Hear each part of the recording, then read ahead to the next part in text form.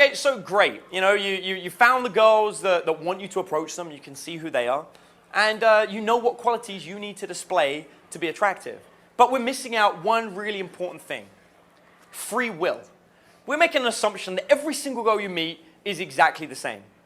And they are not. They are different.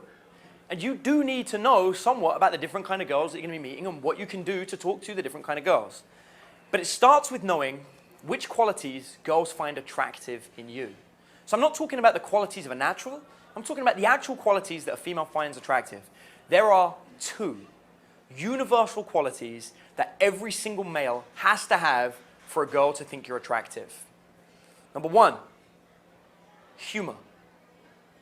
It is not unneediness, which a lot of guys think it is. It is humor. Number one, if you're not funny, if you think you're not funny, if you can't tell jokes, first of all, that's completely wrong, because I bet all your family laugh every time you hang out with them at Thanksgiving or Christmas dinner or wherever it is. But if you really think you're not funny, you would be better off going out and signing up to an improv comedy course and learning some basics of comedy. It doesn't take long, like 6 weeks, and you'll suddenly become funny. Number two, cleanliness. Being clean. Deodorant. Cleaning your teeth regularly. These things are the two things you must have. Now, there is one universal unattractive quality. Unhealthiness and uncleanliness. Someone who does not look after themselves. They actually did a great study, who I forget who it's from right now, I didn't put it in my notes, but it was a study where they got a baby, and they showed a baby somebody who is traditionally attractive, somebody who is traditionally unattractive, and somebody who is unhealthy. The baby had no problem with the attractive or unattractive human being. It cried when the unhealthy one touched it. Babies have a self-defense mechanism that says, this person cannot look after them fucking selves, don't touch me. They know that.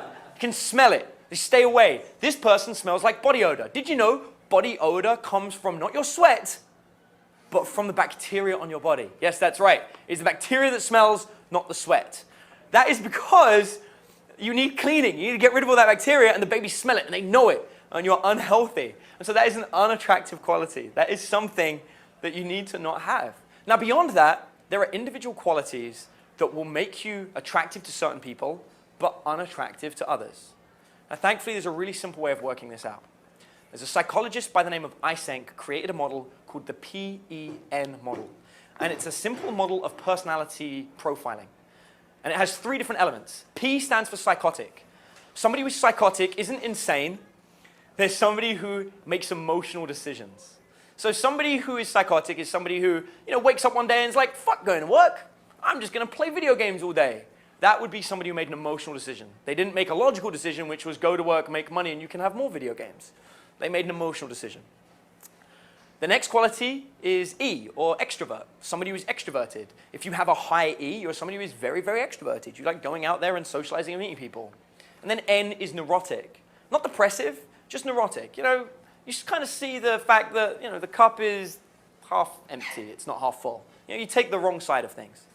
So, what's fascinating about this and why this is really important is a psychologist by the name of Jackson did a study where they identified that if somebody has, or if a female specifically, has a high element of either psychotic, extrovert, or neurotic, they will have a predisposition to be attracted to a certain type of male. And in fact, they found out that there are essentially only 4 types of male that women tend to be attracted to. 4 different categories. So you're in this room, you're watching this, you probably fit into one of these 4 categories, maybe more. If you do not fit into one of these 4 categories, that is one of the problems you're having. Because these are the 4 categories that women tend to find attractive. The first one, the first category, is the bad boy. The guy who, he lives life a little bit dangerously. Maybe he drives a motorbike, maybe he has tattoos, maybe he doesn't. Maybe he's just like really into crazy wild sex, who knows? But the bad boy is primarily the choice of a girl who has a high psychotic. So if you're talking to a girl and you feel this is a girl that makes emotional decisions, not necessarily logical ones, she's probably going to be attracted to a bad boy. And therefore, you'll probably find that if you have the characteristics of a bad boy, most of the girls you've dated were psychotic. They had elements of making emotional decisions. And they'll typically work in the service industry, these kind of girls. So they'll be like, your bartenders, your strippers. There'll be the shop girls. These kind of girls primarily attract those kind of careers, and they tend to be attracted to those kind of guys. If they're the kind of girls you want to be attracted, or you want to be attracting, and you're not coming across as the bad boy, you're going to struggle a bit because you're not being their ideal type. I'll explain how that works in a second. The next type is the leader. Girls like a leader, someone who's in charge of other people. And it's no coincidence, and I'm pretty sure that most of you guys can guess, the extrovert is the one that likes the leader. The extrovert primarily wants a leader. Why? Because the extrovert likes being social, and the leader comes with a built-in social group. Right? That leader is going to have a whole bunch of people following him that the extrovert can interact with, and who knew? She's dating the top dog. It's the best for her. And then finally, the neurotic. The neurotic likes the nice guy. Now, I find most students that come and learn from me, they're the nice guy. They're romantic and they like being caring to girls, and most of the girls they end up with are quite neurotic. They're constantly, nagging at them and moaning at them and, telling them that, they're not doing everything they could be doing and, things aren't the same. And that's why their relationships typically tend to end. So each of these girls, the psychotic, the extrovert, and the neurotic, is attracted to one of these different types of category of male. But there's one missing, right? There's the fourth one. The fourth one is the provider. Now, the fourth one came up not as anyone's first choice, but as everybody's second choice. So, for example, the psychotic, she'll happily date a provider who'll fund her life, but she's going to cheat on him with the mechanic that comes to fix her car who's covered in tattoos and he drives a motorbike. The extrovert, yeah, she's got no problem in dating a provider. But when she meets his rich boss, who runs the whole company, she's probably going to cheat and switch. And the neurotic, she'll happily date a provider. She'll really enjoy it until she meets some nice guy that sweeps her off of her feet with romance and poetry. So the point is, if you are not one of these core three guys, if you're sitting in the provider, or in fact, if you're none of them, you're going to struggle with the different types of women. But how does this factor into an interaction? How does that affect you? Well, it's like this. Interactions move forwards from a point of zero in one of two ways. Either because you are building comfort, which is a trust, rapport, and a connection with somebody, or because you are escalating, which means you're being flirtatious, you're creating emotional spikes, or you are sexually escalating. Now, a lot of people refer to this as push and pull. Other people refer to this as cat string theory. There are many different ways that people would divide these things up. But in reality, it's basically one or the other. You are either building a deep connection and a bond with somebody, or you're being flirtatious and fun and sexual, and you are escalating. If you are only doing one of those two things, you will find that you do not end up in a relationship with somebody. Instead, you end up either side of it. So for example, if you are only building comfort and trust and a deep bond with somebody, you are going to end up in that friend zone.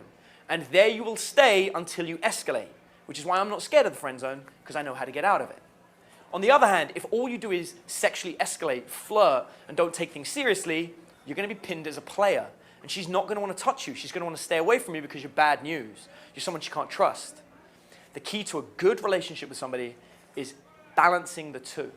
So you need an equal amount of comfort, trust, and rapport as you do being flirtatious, fun, and escalating. But now here's the problem. Each girl treats you differently based on who you are and based on who they are. So for example, a psychotic assumes every single guy on the planet is boring because she needs that emotional spike. So if you are a nice guy who pretty much doesn't do too much emotional spiking, you are already out of the game. If you're a leader, you are probably already out of the game. The bad boy who's consistently doing escalating and emotional spiking is the only one that she would consider as being right for the relationship because he leans more towards what she's attracted to. On the other hand, the neurotic, she assumes everyone's just messing around with her. No one's serious and everyone's rude and everyone's lying and everyone's just out to, to be a player. So the only one that fits for her is the nice guy because he fits in the deep rapport building comfort side of things. He doesn't escalate too often, but the leader escalates a little bit too much for her and the bad boy escalates far too much for her. So when you're talking to somebody, when you meet them, the first thing you want to work out is which of these three are you dealing with? Is she more psychotic? Does she make more emotional decisions? Is she more of an extrovert? Is she more outgoing and social? Or is she more neurotic? Now the sad part is, women change every single day. So just because she's a psychotic today, it does not mean that the woman you wake up with the next day will be a psychotic. And so a key element of an interaction with somebody is this balancing act. And a really simple way to do it is this. If you think she isn't making much sense, but she's not being depressed, you're probably dealing with somebody who's being emotional right now. It's time to escalate. It's time to be fun. It's time to talk about sex. It's time to go on a random road trip and just drive off just for the fun of it. Be spontaneous. Get up and be like, you know what we're doing right now? We're going laser tag. We're going bowling, like right now. We're going to go and find a sex club. Right now, that's what we're going to do. Be spontaneous. Be emotional. That's going to appeal to her. She's going to like that. You're going to come across as a bad boy who, he's like, I'm not going to work today. We're going to go to the zoo instead. And we're going to take pictures of funny faces of animals. That's all going to appeal to the psychotic. Now, on the other hand, if you find out that your girl's quite career-driven, she wants to go out to social events all the time, you've got an extrovert on your hands. At this point, you need to be a leader. You need to start organizing those social events. Go to the social events, network, meet important people, introduce her to the important people, and prove that you know all the important people in the room. And you're connecting people, and she's watching you start building these social networks, and she's seeing you be a leader. She's going to be attracted to that. She's going to want to hang around with you and meet all the people you're meeting and watch as you bring those people in the fold. And on the other hand, if she's kind of depressed, if she wakes up and, everything's kind of the same, that's the time to buy her flowers. That's the time to buy her chocolates. That's the time to write some poetry for her. It's the time to sit down and show her the video collection you made of all of their favorite pictures of the two of you together kissing. She's going to appreciate that, and she's going to lean towards it. And so this is how you tailor your interactions with people based on the way that they interact with you. And so you never really need to worry about learning scripts or routines or lines, because ultimately you're going to be wrong 2/3 of the time. Instead, just focus on working out what you're dealing with and just inject enough the other way. And as long as you're doing that and you're maintaining that balance, you'll find that you move things nicely towards setting up a nice relationship with somebody.